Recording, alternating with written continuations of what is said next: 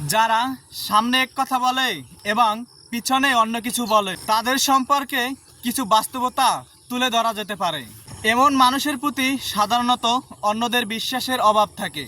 তারা যখন সামনে কিছু বলে এবং তার পিছনে তার বিপরীত কিছু বলে, তখন অন্যরা তাদের উপর আস্থা রাখতে পারে না। এটা একটি দ্বিচারী আচরণ। যারা সামনে ও পিছনে দুইমুখী কথা বলে, তারা নিজেদের স্বার্থে কাজ করতে পারেন এবং এ কারণে তাদের প্রতি মানুষের সমর্থন কমে যেতে পারে। এ ধরনের আচরণ বা ব্যক্তি সমাজে মানসিক চাপ সৃষ্টি করে। মানুষের মধ্যে অবিশ্বাস ও অস্থিরতা সৃষ্টি হয়, যা সম্পর্কের জন্য ক্ষতিকর। যোগাযোগ অভাব ও বিভিন্ন সমস্যা তৈরি করতে পারে, যেমন ভুল বোঝাবুঝি ও ঝগড়া। যারা সামনে ও পিছনে আলাদা কথা বলেন, তারা প্রায়শই নিজেদের স্বার্থকে গুরুত্বপূর্ণ মনে করেন এবং অন্যদের মনোভাব বা অনুভূতির প্রতি উদাসীন হন। এ ধরনের আচরণ দীর্ঘমেয়াদে সম্পর্কের উপর নেতিবাচক প্রভাব ফেলে, বিশ্বস্ততা এবং আস্থা হারিয়ে ফেলে। এক সময় তাদের এই দ্বিচারিতা বয়সের পরিণতি হিসাবে আশ হতে পারে এবং তারা সামাজিকভাবে বিচ্ছিন্ন হয়ে পড়তে পারে। এটি একটি গুরুত্বপূর্ণ বাস্তবতা এবং আমাদের সক্রিয়ভাবে চেক করতে হবে আমাদের কথাবার্তা আচরণ যাতে সত্যিকার অর্থে সৎ এবং বিশ্বাসযোগ্য হতে পারে।